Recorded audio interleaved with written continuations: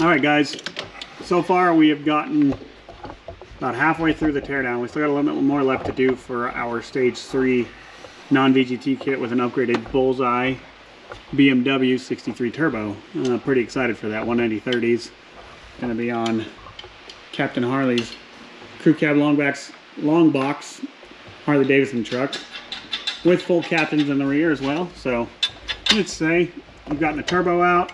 Next we got to pull the HPOP cover. We're going to do a new HPOP while we're in here. We've got the up pipes out. Get ready for that non-VGT swap. Adam just pulled the glow plug module. We got thickened brackets to pull, and then valve covers come off. So we will do our best to chime in and show you as we go along. You've seen us do a teardown before. We wanted to show you how to do this all cab on now, so that way you can see it.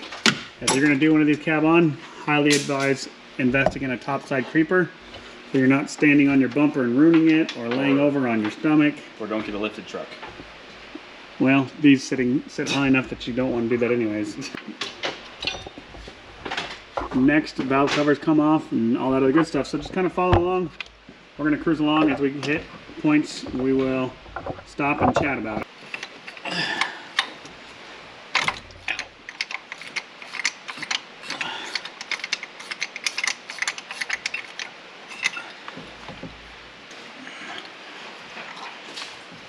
So just got done removing the IPR for this. If you don't have an IPR socket, you should get one. Very convenient, busperformance.com. Makes it a whole lot easier to pull this thing. Next, we're going to be removing the valve cover, or not the valve cover, the HPOP cover. So we can gain access to the HPOP and get her changed.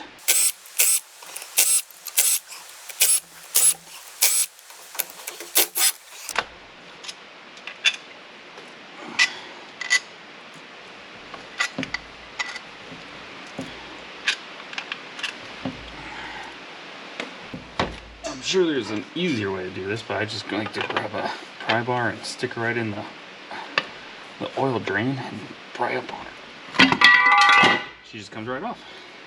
Maybe. There we go. And then next comes the HPOP. If I remember correctly, I'm pretty sure it's 3 T45s up. Yep. So it's 1, 2, 3 T45s that hold her in there, and 2 8s in the back.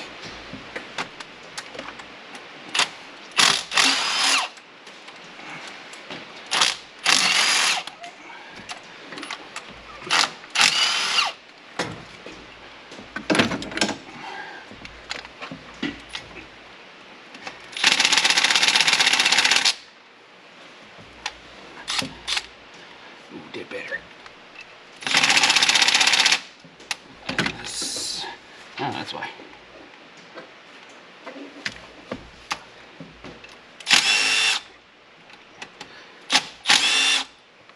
Okay.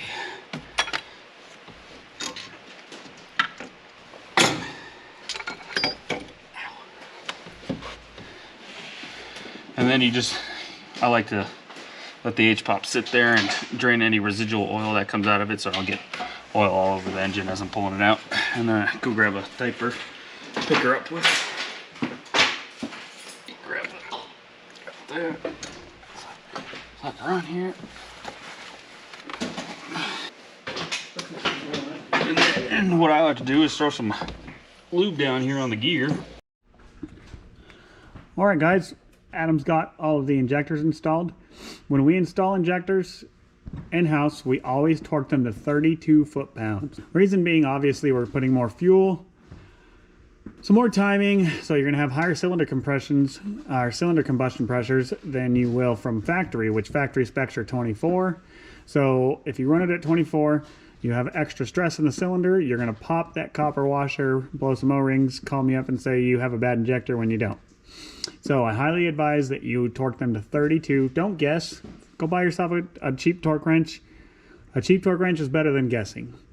So all the injectors installed. Now we're going to rebuild the ball tube. The high pressure oil wells. We're going to put new HHC ball tubes with O-rings in them. And so we'll show you how we do that. Here's the HHC ball tubes. You can get these on our website. They're redesigned to have less leaks, cause less problems, less failures. This is a common spot a lot of folks will miss.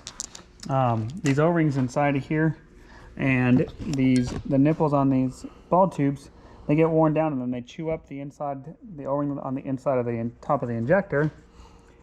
And then these O-rings in here, just with age and crappy oil ran, will fail. It's a pretty straightforward process. Adam, you got your tool to show them how to do it real quick? Yep. So this is the tool from HHC as well. You can rehab it on our website. You can get it with or without the tool. But all you do is throw it on a 1/2-inch impact or ratchet. You just line her up, shove her in there, and hold on. And it takes it right off. And then you just pull that out. You pull this, and down in here's an O-ring. I'll grab it. Adam's gonna grab a pick real quick so we can show you the O-ring.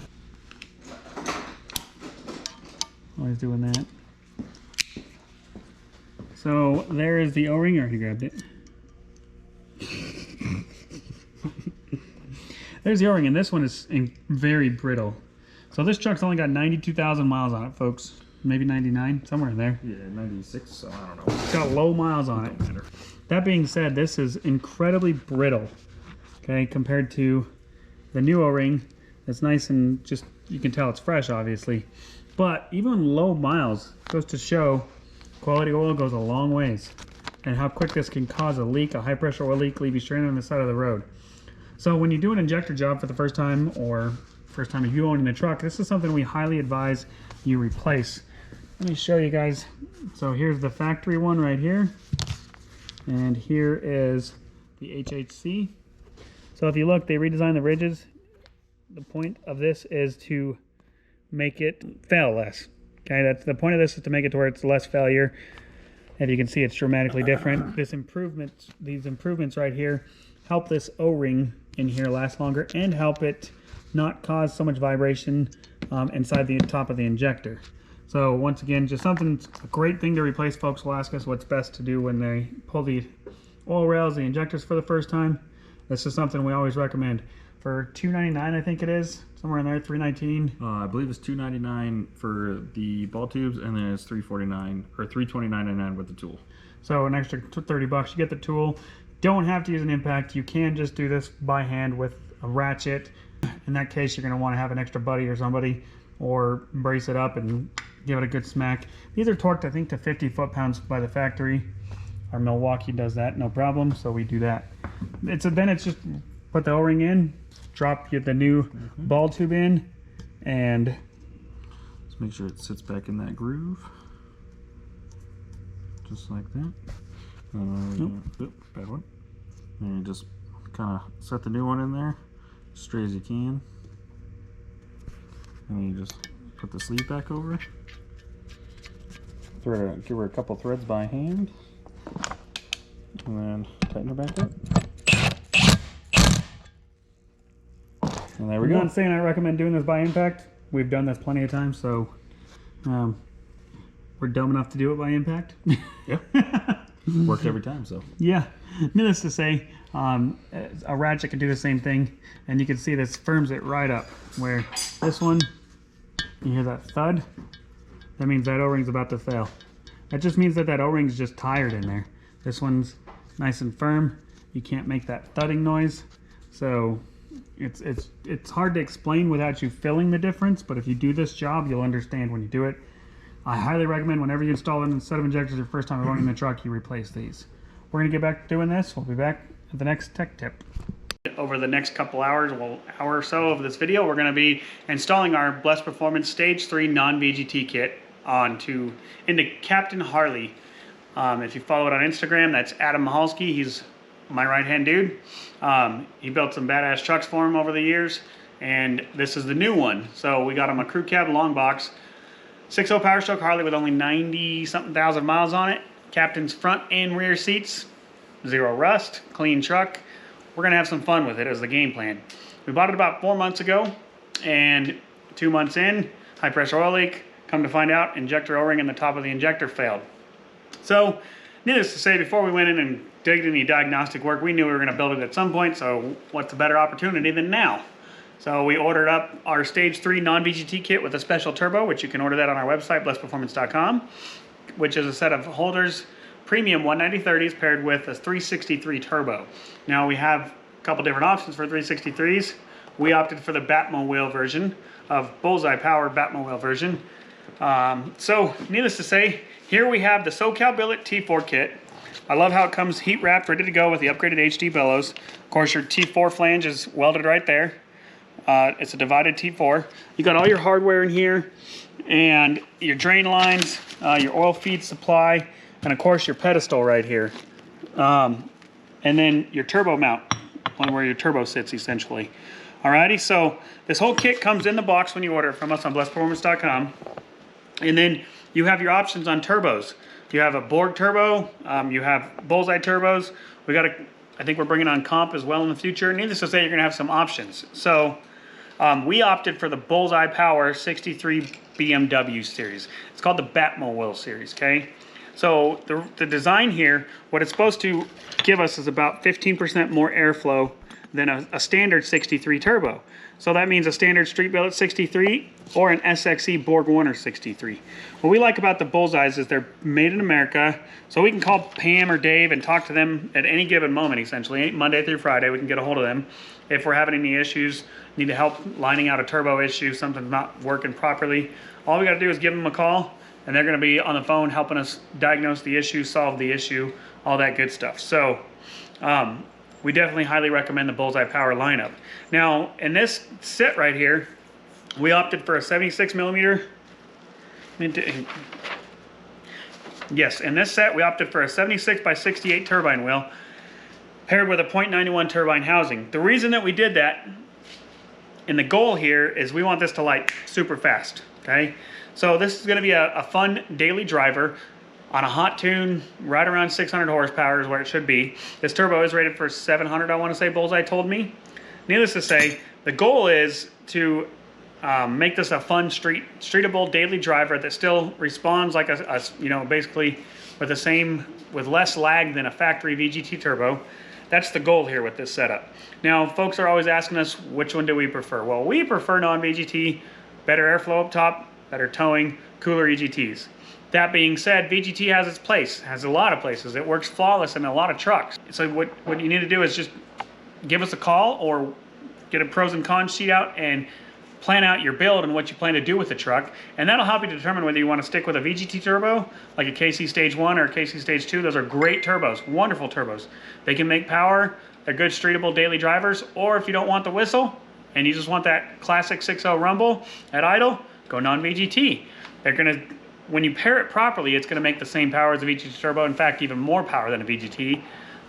So give us a call, that's what I recommend. If you're trying to contemplate which one to do, or you still have questions about which one's gonna work best for your build, I recommend giving us a call, 1-800-577-2698, and we'd be glad to chat with you about that. So follow along, we're gonna be putting a fresh set of holders premiums in here. We're going to be mounting up this T4 kit, putting this badass turbo in there. Yeah, I guess I got nothing else to say right now. Adam, anything else you want to chime in on? Good to go? Yeah, so Adam's going to be doing the majority of the work.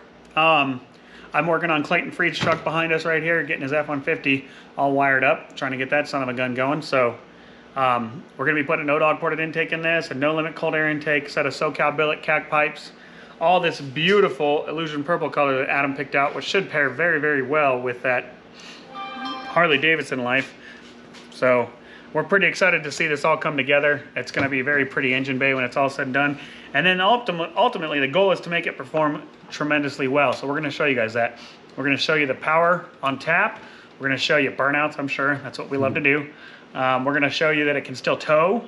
It's going to be a wonderful daily driver / tow pig / hot street truck is the goal here. So follow along. Be sure to click like, subscribe. Check out the Instagram, the TikTok, the Facebook, all that good stuff. Come say hi. So this is the turbo all installed. Well, not 100% installed yet. We gotta still go underneath, attach the down pipe. Sorry, not the down pipe. The up pipes to the manifolds. They are what we did was we put the bolts in and just hand threaded them on. Didn't make anything tight yet, so we could still move the up pipe around onto there. So it's the 4 bolts go into the pedestal right here, and then not very good angle, but underneath here right here is the nut, and it's the same for all 4 corners. And then don't forget, make sure you throw your gasket in there, don't forget that, or else it will leak. And then what we also did was there's 4 bolts on this housing, and we kept those loose so we could move this housing and make it a lot easier to install the up pipe. And then we still have the turbo housing loose, so that we whenever we install the cat pipe, goes on super easy and we can adjust it how we need to. And then so right now I'm about to go underneath and tighten up the up pipe to the manifold and get that all taken care of, and then probably get the down pipe clamp on the turbo as well, so that's finally in place. And then the oil drain is right here, and it sits right here. There's a little groove right here that it sits in, and let me grab a flashlight here. That little groove right there that it sits in. And then I also have to install the oil feed line, which will be right here, and then it's going to go into the top of the turbo. And so I'll get all this stuff done and come back and we'll see the finished product.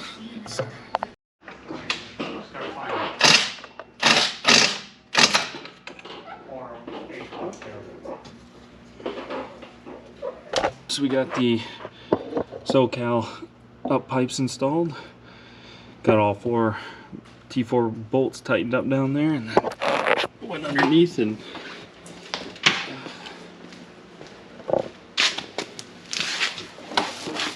show you down here, tightened up our up pipe to manifold bolts. They're not fun to get to. Really no easy way to do them. A couple of, you know, extensions and right socket, holding your tongue the right way, but we got that side on there too. And next we are going to be putting the engine back together. Going to install put the harnesses all back, put my oil filter housing back on, and get this thing ready to run once we get a oil feed line going. A little update. We got a fair amount done. We got the harnesses back in. We got the fuel filter, new oil filter in there. The old line that came with this kit, old fuel line, I had to make a new one here.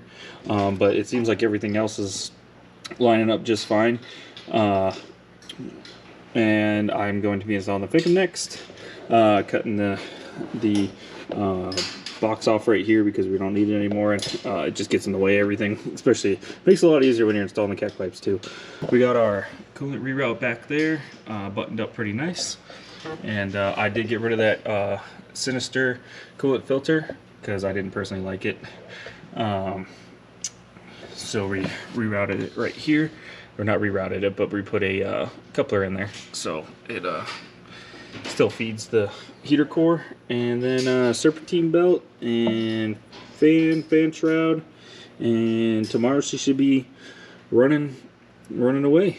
All right guys, so here is the end product. It's a little dirty because we go on dirt roads a lot and I'm a terrible shot with coolant, but here is everything installed. We got the Blessed Performance wire loom, Bullseye S363 with the no limit intake, and then SoCal intercooler piping, and then we have the S2R ported intake with the billet oil and fuel filter caps from Beans Diesel. Just kind of pretty everything up, in the Mission Motor radiator tank too. And then we also got a 40 horsepower tuned Fickum from Grizzly in there, and new alternator. So and she runs like an absolute dream. And we also, off camera, because we showed installing this trans already on the YouTube, but we got our BD trans installed, handle all this extra horsepower. And we also got for a power plant, we've got the 190/30 premiums from Holders, and it runs absolutely phenomenal. Very happy with them. No stiction. Starts up in negative 30 or not negative, but regular 30-degree weather like we've already had this year since we're in Wyoming. But yeah, this is the build. Make sure you guys give us a like, Follow us on TikTok, Instagram, Facebook, and get ready for the next video.